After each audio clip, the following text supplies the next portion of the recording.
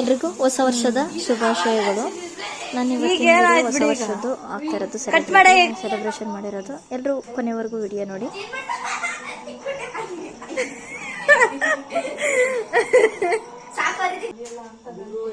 ಹೇಳು happy new year ಅಂತ ಹೇಳು.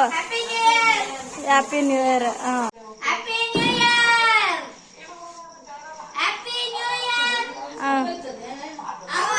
12 ಗಂಟೆ ಆಯ್ತಾ? ಅಲ್ಲ, ಕರೆಕ್ಟ್ 12 ಗಂಟೆ.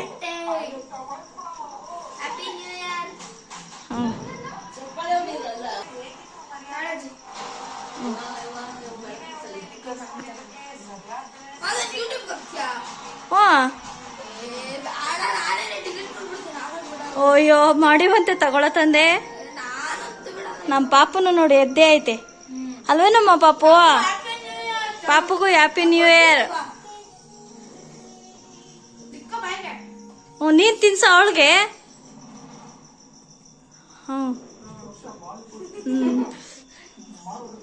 ನೋಡ ಅದು ನೋಡ್ತಾ ಐತೆ ನಿಂತ್ಕೊಂಡು. ಅದಕ್ಕೂ ಬೇಕಂತೆ cake ಅಲ್ವೇನಮ್ಮ? ಚೆನ್ನಾಗೈತಾ?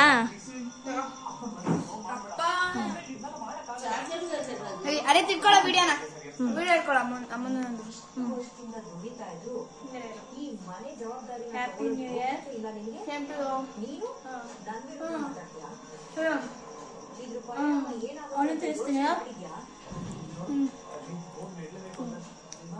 Happy new year. Same to. ನಿಮ್ಮಪ್ಪ ಮಲ್ಗೈತ್ ಬಾರೆ. ಬಾರ ಇವಾಗ್ಲೇ ಏನ್ ತಿಂತ್ಯಾ?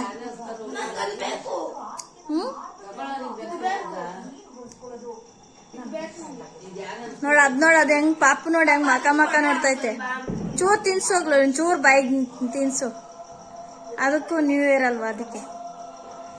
ಇಲ್ಲಿ ವರ್ಷದಲ್ಲಿ ಇರ್ಲೇ ಇಲ್ಲ ಅದು, ಇವತ್ತೇ ಇವಾಗೈತೆ. ಬಾಯಿಗಿಕ್ಕು ಬೆಳ್ಳು.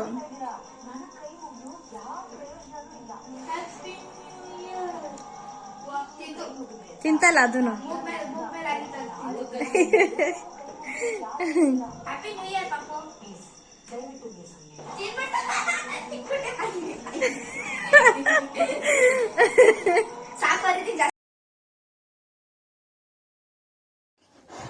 ಇವಾಗ ಅಂದ್ರೆ ಕೇಕ್ ತಿನ್ಸೋದು ನಮ್ಮ ಮನೆಯಲ್ಲಿ. ಅಂದ್ರೆ ಪುಟ್ಟದಾಗಿ ಆಚರಣೆ ಮಾಡಿರೋದು ನಾವು ನ್ಯೂ ಇಯರ್ದು ಸೆಲೆಬ್ರೇಷನ್ ಮಾಡಿರೋದು. ಎಲ್ಲರೂ ಮನೆಯಲ್ಲೂ ಕೂಡ ಆಚರಣೆ ಮಾಡಿರೋದೇನೆ, ನಾವು ಅಂತ ಏನಿಲ್ಲ. ಆದ್ರೆ ನಾವು ಯಾವ ರೀತಿ ಆಚರಣೆ ಮಾಡಿದೀವಿ ಅಂತೇಳಿ ನಿಮ್ ಜೊತೆ ಶೇರ್ ಮಾಡ್ಕೊತಾ ಇದ್ದೀನಿ. ಹಂಗೆ ಯಾರು ಎಲ್ಲೂ ವಿಡಿಯೋ ಸ್ಕಿಪ್ ಮಾಡಿದಿರೋ ಕೊನೆವರೆಗೂ ವಿಡಿಯೋ ನೋಡಿ. ನಾನು ಹೊಸ ವರ್ಷಕ್ಕೆ ಏನೇನ್ ಅಡುಗೆ ತಿನ್ಬಿಡು, ನೀವು ಕೂಡ ವಿಡಿಯೋ ನೋಡಿ. ಇದೇ ಕೇಕಿಂದು ಫೋಟೋ ನಾನು ತೆಗ್ದಿರ್ಲಿಲ್ಲ, ಆಮೇಲೆ ತೆಗೆದು ತೋರಿಸ್ತಾ ಇದ್ದೀರಿ, ನೋಡ್ತಾ ಇದ್ದೀರಲ್ಲ, ಇದೇ ಕೇಕು. ಹಂಗೆ ನಾನು ಕೂಡ ಬೆಳಗ್ಗೆನೆ ಬೇಗ ಎದ್ದು ಮನೆಯಲ್ಲಿ ಪೂಜೆ ಮಾಡಿಬಿಟ್ಟು ನಾವು ಕೂಡ ದೇವಸ್ಥಾನಕ್ಕೆ ಅಂತೇಳಿ ಹೊರಟ್ವಿ. ನಾನು ನಮ್ಮ ಮನೆಯವರು ನನ್ನ ಮಗ ಹೊರಟ್ವಿ. ಯಾವ ದೇವಸ್ಥಾನಕ್ಕೆ ಅಂತ ಅಂದ್ರೆ ಗೊತ್ತೇ ಇದೆಯಲ್ಲ, ಅಂದ್ರೆ ರಾಘವೇಂದ್ರ ಸ್ವಾಮಿ ದೇವಸ್ಥಾನಕ್ಕೆ ಅಂತ ಹೇಳಿ ಹೊರಟ್ವಿ. ನಮ್ಮ ತುಮಕೂರಿನಲ್ಲಿರುವಂತ ರಾಘವೇಂದ್ರ ಸ್ವಾಮಿ ದೇವಸ್ಥಾನಕ್ಕೆ ಅಂತ ಹೊರಟಿದೀವಿ. ಅಲ್ಲಿ ಹೋಗಿ ನೋಡಿದ್ರೆ ತುಂಬಾ ಅಂದ್ರೆ ತುಂಬಾ ಜನ ಇದ್ರು, ರಶ್ ಇತ್ತು. ನೋಡ್ತಾ ಇದ್ರಲ್ಲ ನೀವು ಕೂಡ.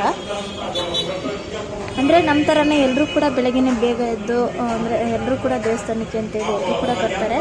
ಹಂಗೆ ನಾವು ಕೂಡ ಹೋದ್ವಿ. ತುಂಬಾ ರಶ್ ಇತ್ತು, ತುಂಬಾ ಜನ ಇದ್ರು, ಕ್ಯೂನಲ್ಲೇ ಹೋಗ್ತಾ ಇದ್ರು. ಅಂದ್ರೆ ಅಷ್ಟೊಂದು ಜನ ಇದ್ರು. ನಾವು ಕೂಡ ಅದೇ ಜನದಲ್ಲಿ ಹಂಗೆ ರಶ್ ಅಲ್ಲೇ ನಾವು ಕೂಡ ದರ್ಶನ ಮಾಡ್ಕೊಂಡ್ವಿ. ಅಂದ್ರೆ ರೌಂಡ್ ಸುತ್ತಲೂ ಕೂಡ ಪ್ರದಕ್ಷಿಣೆ ಹಾಕೊಂಡ್ವಿ. ನೋಡ್ತಾ ಇದ್ರಲ್ಲ ಕ್ಯೂ, ನೋಡ್ತಾ ಇದ್ರಲ್ಲ, ಫ್ರಂಟ್ ಇಂದ ಹಿಡಿದು ಆ ಕಡೆ ರೌಂಡ್ ಅಪ್ ವರ್ಗೂ ಕೂಡ ಇದೆ. ಅಂದ್ರೆ ಅಕ್ಷತೆ, ಮಂತ್ರಾಕ್ಷತೆ ಮತ್ತೆ ಇದು ತೀರ್ಥ ಕೊಡ್ತಾ ಇದ್ರು. ಅಲ್ಲಿ ಅಷ್ಟು ಜನ ಇದ್ರು. ಅದಕ್ಕೆ ಅಂತ ನಾವು ಅಲ್ಲಿ ಮುಗಿಸ್ಕೊಂಡು ಕೊನೆಗೆ ನಾವು ಬಂದಿದ್ದು ಇದಕ್ಕೆ ಸಾಯಿಬಾಬಾ ದೇವಸ್ಥಾನಕ್ಕೆ ಅಂತ ಹೇಳಿ ಬಂದ್ವಿ. ಇಲ್ಲಿ ಬಂದ್ರೆ ಇಲ್ಲೂ ಕೂಡ ಸಾಯಿಬಾಬಂಗೆ ಯಾರೋ ಒಬ್ರು ಅಂದ್ರೆ ಅಭಿಷೇಕ ಕೂಡ ಮಾಡಿಸ್ತಾ ಇದ್ರು. ನೋಡ್ತಾ ಇದ್ರಲ್ಲ, ಅಲ್ಲಿ ಎಲ್ಲರೂ ಕೂಡ ಕುತ್ಕೊಂಡು ಮಾಡಿಸ್ತಾ ಇದ್ರು. ಇಲ್ಲೂ ಕೂಡ ನಾವು ದರ್ಶನ ಮಾಡ್ಕೊಂಡು ಕೊನೆಗೆ ಮನೆಗೆ ಬಂದ್ವಿ. ಮನೆಗೆ ಬರೋ ಅಷ್ಟರಲ್ಲಿ ಕೂಡ ಒಬ್ರು ಗೆಸ್ಟ್ ಕೂಡ ಬಂದಿದ್ರು. ನೋಡ್ತಾ ಇದ್ರಲ್ಲ, ಆ ಗೆಸ್ಟ್ ಬಂದಿದ್ರು. ಅಂದ್ರೆ ನಮ್ಮ ಚಿಟ್ಟೆ ಮಕ್ಳಿಗಂತೂ ತುಂಬಾ ಇಷ್ಟ ಚಿಟ್ಟೆ ಅಂದ್ರೆ. ಹಂಗಾಗಿ ನಾವು ಚಿಟ್ಟೆದೇ ವಿಡಿಯೋ ಮಾಡ್ಕೊತಾ ಇದ್ರು ಮಕ್ಳು. ಏನಪ್ಪಾ ಇದೇನಂತ ದೊಡ್ಡ ವಿಷಯನ ಚಿಟ್ಟೆನ ತೋರಿಸ್ತಾ ಇದಾರೆ ಅಂತ ನೀವು ಅಂದ್ಕೊಳ್ಬಹುದು. ಕೆಲವೊಬ್ಬೊಬ್ಬರಿಗೆ ಚಿಟ್ಟೆ ಅಂದ್ರೆ ತುಂಬಾ ಇಷ್ಟ ಇರುತ್ತೆ. ಹಾಗಾಗಿ ಚಿಟ್ಟೆ ಬಂದಿದ್ದೆ ಒಂದು ದೊಡ್ಡ ಖುಷಿ. ಅಂದ್ರೆ ನಮ್ಮ ಮನೆಗೆ ಗೆಸ್ಟ್ ಅಂತ ಹೇಳಿ ಮಕ್ಕಳು ಅಷ್ಟು ಖುಷಿಯಿಂದ ಇದ್ರು. ವಿಡಿಯೋ ಮಾಡ್ಕೊಳ್ಳೋದು ಇವೆಲ್ಲ ಮಾಡ್ತಾ ಇದ್ರು. ನಾನು ಕೂಡ ಒಂದು ಕ್ಲಿಪ್ ವಿಡಿಯೋ ಮಾಡ್ಕೊಂಡು ಕೂಡ ಶೇರ್ ಮಾಡ್ತಾ ಇದ್ದೀನಿ. ನೋಡ್ತಾ ಇದ್ರಲ್ಲ, ಈ ತರ ಚಿಟ್ಟೆ ಬಂದಿತ್ತು. ನನ್ನ ಮಕ್ಕಳನ್ನು ಕೂಡ ಸ್ನ್ಯಾಪ್ ಹಾಕೊಳ್ಬೇಕು ಅಂದ್ಬಿಟ್ಟು ನನ್ನ ಮಗಳು ಕೂಡ ವಿಡಿಯೋ ಮಾಡ್ಕೊಂತ ಇದ್ಲು ಒಂದ್ ಕಡೆ. ನಾನು ಒಂದ್ ಕಡೆ ವಿಡಿಯೋ ಇಟ್ಕೊಂಡಿದ್ದೆ. ನೋಡ್ತಾ ಇದ್ದೀರಲ್ಲ, ಈ ರೀತಿಯಾಗಿತ್ತು ಈ ಚಿಟ್ಟೆ. ನೋಡ್ತಾ ಇದ್ರಲ್ಲ, ಇವಾಗ ನಾನು ಫಸ್ಟ್ ಅಡುಗೆ ಮಾಡೋದಕ್ಕೆ ಅಂತ ಹೇಳಿ ಹೊರಟೆ. ಇವಾಗ ಅಡುಗೆ ಏನೇನ್ ಮಾಡ್ತೀನಿ ಅಂತ ನೋಡಿ. ನಾನು ಫಸ್ಟ್ ಮಾಡ್ತಾ ಇರೋದು ಸಿಹಿ ಏನಾದ್ರು ಮಾಡ್ಬೇಕಲ್ಲ ಅಂದ್ಬಿಟ್ಟು ಪಾಯಸ, ಹೆಸರುಬೇಳೆ ಪಾಯಸನ ಮಾಡ್ತಾ ಇದ್ದೀನಿ. ಹೆಸರುಬೇಳೆನ ಒಂದು 3/4 ಬೌಲಷ್ಟು ಹಾಕೊಂಡು ಹುರ್ಕೊಳ್ತೀನಿ. ಅಂದ್ರೆ ಕಲರ್ ಬರಂಗೆ ಹಸಿ ಸ್ಮೆಲ್ ಹೋಗೋವರೆಗೂ ಕೂಡ ಹುರ್ಕೊಬೇಕು ನೀಟಾಗಿ. ಒಂದು 5 ನಿಮಿಷ ಆದ್ರೆ ಸಾಕಾಗುತ್ತೆ. 5ರಿಂದ 10 ನಿಮಿಷದೊಳಗಡೆ ಕೂಡ ಹುರ್ಕೊಳ್ಬೋದು.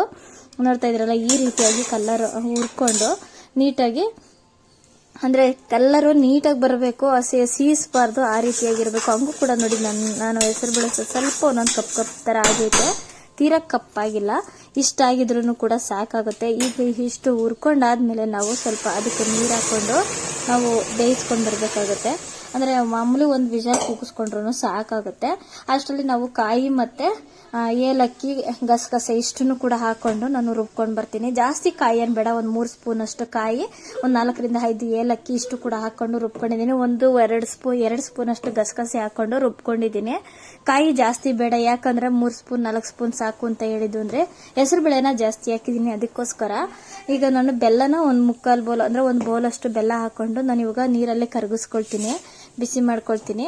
ಹಂಗೆ ಶಾವ್ಗೆನೂ ಕೂಡ ಬೇಯಿಸ್ಕೊಂಡಿದ್ದೀನಿ, ತಗೊಂಡಿದ್ದೀನಿ, ಬೇಗ ಆಗುತ್ತೆ ಅಂದ್ಬಿಟ್ಟು ಒಂದ್ ಕಡೆ ಹೆಸರು ಬೇಳೆ, ಒಂದ್ ಕಡೆ ಶಾವ್ಗೆ ಹುರ್ಕೊಂಡು ಶಾವ್ಗೆ ಬೇಯಿಸ್ಕೊಂಡಿದ್ದೀನಿ, ಒಂದ್ ಕಡೆ ಬೆಲ್ಲ ಕೂಡ ಬಿಸಿ ಮಾಡ್ತಾ ಇದ್ದೀನಿ, ಇನ್ನೊಂದ್ ಕಡೆ ದ್ರಾಕ್ಷಿ ಗೋಡಂಬಿನ ಹುರ್ಕೊಳ್ತಾ ಇದ್ದೀನಿ. ತುಪ್ಪದಲ್ಲೇ ಹುರ್ಕೋಬೇಕು ಅಂತೇನಿಲ್ಲ, ತುಪ್ಪ ಇಲ್ದಿರನು ಮಾಡ್ಕೊಳ್ಬಹುದು ಈ ಪಾಯಸನ. ಅಂದ್ರೆ ತುಪ್ಪ ಹಾಕೊಂಡು ಲಾಸ್ಟ್ಗೆ ತುಪ್ಪ ಹಾಕೊಂಡು ತಿನ್ನೋದಕ್ಕೂ ತುಂಬಾ ಚೆನ್ನಾಗಿರುತ್ತೆ. ಇಲ್ಲ ಅನ್ನೋರು ಏನ್ ಪರವಾಗಿಲ್ಲ, ಇದ್ದೇ ಹಾಕ್ಲೇಬೇಕು ಅಂತ ಏನಿಲ್ಲ. ನೋಡ್ತಾ ಇದ್ರಲ್ಲ, ಹೆಸರು ಬೇಳೆ ಈ ರೀತಿಯಾಗಿ ಬೆಂದಿರಬೇಕು.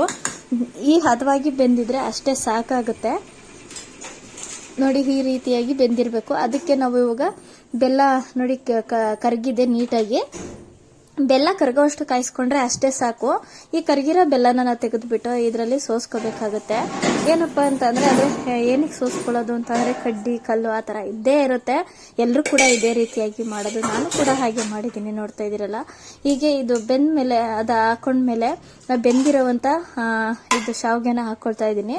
ಶಾವ್ಗೆನ ನೋಡಿದ್ರಲ್ಲ, 1 ಬೌಲ್ ಅಷ್ಟು ಶಾವ್ಗೆ ಕೂಡ ಇತ್ತು. ಅದು ಹಾಕೊಂಡಾದ್ಮೇಲೆ ನಾವು ಇವಾಗ ರುಬ್ಬಿರುವಂತ ಕಾಯಿ ಮತ್ತೆ ಗಸಗಸೆ ಏಲಕ್ಕಿ ಇದು ಕೂಡ ಹಾಕೊಳ್ಬೇಕಾಗುತ್ತೆ. ರುಬ್ಬಿರೋದನ್ನ ಕಾಯಿ ಏಲಕ್ಕಿ ಗಸಗಸೆ ಹಾಕಿದ್ಮೇಲೆ ಒಂದು ಪಾಯಸಕ್ಕೆ ಒಂದು ಘಮ ಪರಿಮಳನೆ ಬಂದ್ಬಿಡುತ್ತೆ, ಅಷ್ಟು ಚೆನ್ನಾಗಿರುತ್ತೆ. ಬೆಲ್ಲ ಎಲ್ಲ ಹಾಕಿರ್ತೀವಲ್ಲ, ಬೆಲ್ಲ ಹಾಕೊಳ್ಳೋದ್ರಿಂದನೂ ತುಂಬಾ ಚೆನ್ನಾಗಿರುತ್ತೆ. ಅದೇ ಜಾರಿಗೆ ಸ್ವಲ್ಪ ನೀರು ಹಾಕೊಂಡು ಕೂಡ ಹಾಕೊಳ್ಳಿ. ನಿಮ್ಗೆ ಇಷ್ಟೇ ಗಟ್ಟಿ ಸಾಕು ಅನ್ನೋರು ಅಷ್ಟೇ ಸಾಕು. ಇಲ್ಲ ನಮ್ಗೆ ತೆಳುವಾಗಿ ಪಾಯಸ ಅಂದ್ರೆ ಗ್ಲಾಸ್ಗೆ ಹಾಕೊಂಡು ಕುಡಿಯೋ ತರ ಇರಬೇಕು ಅಂದ್ರೆ ಇನ್ನೂ ಸ್ವಲ್ಪ ನೀರು ಹಾಕೊಳ್ಳಿ. ಇಲ್ಲ ಅಂತ ಅಂದ್ರೆ ಇಷ್ಟೇ ಸಾಕಾಗ್ಬಿಡುತ್ತೆ. ಅಂದ್ರೆ ಗಟ್ಟಿ ಒಬ್ಬೊಬ್ರು ಸ್ಪೂನಲ್ಲಿ ಅಂದ್ರೆ ಬೌಲ್ಗೆ ಹಾಕೊಂಡು ತಿನ್ನೋ ತರ ಇರಬೇಕು ಅಂತಾರೆ, ಒಬ್ಬೊಬ್ರು ಗ್ಲಾಸ್ಗೆ ಹಾಕೊಂಡು ಕುಡಿಬೇಕು ಅಂತಾರೆ. ಈ ರೀತಿಯಾಗಿ ಅಂದ್ರೆ ಈ ಹದವಾಗಿದ್ರೆ ಗ್ಲಾಸ್ಗೆ ಹಾಕೊಂಡು ಅಂದ್ರೆ ಬೌಲ್ಗೆ ಹಾಕೊಂಡು ತಿನ್ಬೋದು, ಆ ರೀತಿಯಾಗಿರುತ್ತೆ. ಗ್ಲಾಸ್ಗೆ ಹಾಕೊಂಡು ಕುಡಿಬೇಕು ಅಂದ್ರೆ ಇನ್ನೂ ಸ್ವಲ್ಪ ಜಾಸ್ತಿ ನೀರು ಹಾಕೊಳ್ಬೇಕಾಗುತ್ತೆ. ಸಿಹಿ ಸ್ವಲ್ಪ ನೋಡ್ಕೊಂಡು ನಿಮಗೆ ಎಷ್ಟು ಬೇಕು ನೋಡ್ಕೊಂಡು ಹಾಕೊಳ್ಳಿ. ನನಗೆ ಸಿಹಿ ಕರೆಕ್ಟ್ ಆಗಿದೆ, ನಾನು ಹದವಾಗಿ ಹಾಕೊಂಡಿದ್ದೀನಿ. ಒಬ್ಬೊಬ್ರು ಇನ್ನ ಸಿಹಿ ಕಡಿಮೆ ಬೇಕು ಅಂತಾರೆ, ಇಷ್ಟೊಂದು ಬೆಲ್ಲ ಬೇಡ ಅಂತಾರೆ. ಅಂತವ್ರು ನೋಡ್ಕೊಂಡು ಬೆಲ್ಲ ಹಾಕೊಳ್ಳಿ. ಇನ್ನೂ ಸ್ವಲ್ಪ ಸಿಹಿ ಜಾಸ್ತಿ ತಿನ್ನೋರು ಇರ್ತಾರೆ, ಇನ್ನೊಂದು ಸ್ವಲ್ಪ ಸಿಹಿ ಹಾಕೊಳ್ಳಿ. ನಾನು ಸಿಹಿ ಕರೆಕ್ಟ್ ಆಗಿ ಹದವಾಗಿ ಹಾಕೊಂಡಿದ್ದೀನಿ. ನಾನು ದ್ರಾಕ್ಷಿ ಗೋಡಂಬಿನ ಸ್ವಲ್ಪ ಹಾಕೊಂಡಿದ್ದೀನಿ. ನೀವು ಬೇಕಿದ್ರೆ ದ್ರಾಕ್ಷಿ ಗೋಡಂಬಿ ಜಾಸ್ತಿ ಇತ್ತು ಅಂದ್ರೆ ಜಾಸ್ತಿನೇ ಹಾಕೊಳ್ಳಿ, ಇಲ್ಲ ಅಂತ ಅಂದ್ರೂ ಪರವಾಗಿಲ್ಲ, ಹಾಕ್ಲೇಬೇಕು ಅಂತ ಏನಿಲ್ಲ, ಇಷ್ಟೇ ಹಂಗೆ ಹಾಕೊಂಡ್ರು ನಡೆಯುತ್ತೆ. ನೋಡ್ತಾ ಇದ್ದೀರಲ್ಲ, ಈ ರೀತಿಯಾಗಿ ನಾನು ಈ ತರ ಪಾಯಸ ಇಷ್ಟು ಹದ ಮಾಡ್ಕೊಂಡಿದ್ದೀನಿ. ಅಂದ್ರೆ ಈಗ ಕರೆಕ್ಟ್ ತಿನ್ನೋದಕ್ಕೆ ಚೆನ್ನಾಗಿರುತ್ತೆ. ಆಮೇಲೆ ಆರ್ತಾ ಇನ್ನೂ ಕೂಡ ಗಟ್ಟಿಯಾಗುತ್ತೆ. ನೋಡ್ಕೊಂಡು ನೀರು ಹಾಕೊಳ್ಳಿ. ಅಂದ್ರೆ ನಾನು ಜಾಸ್ತಿ ನೀರೇನು ಹಾಕೊಂಡಿಲ್ಲ, ಸ್ವಲ್ಪ ಮೀಡಿಯಂ ಆಗಿ ಹದವಾಗಿ ಹಾಕೊಂಡಿದ್ದೀನಿ.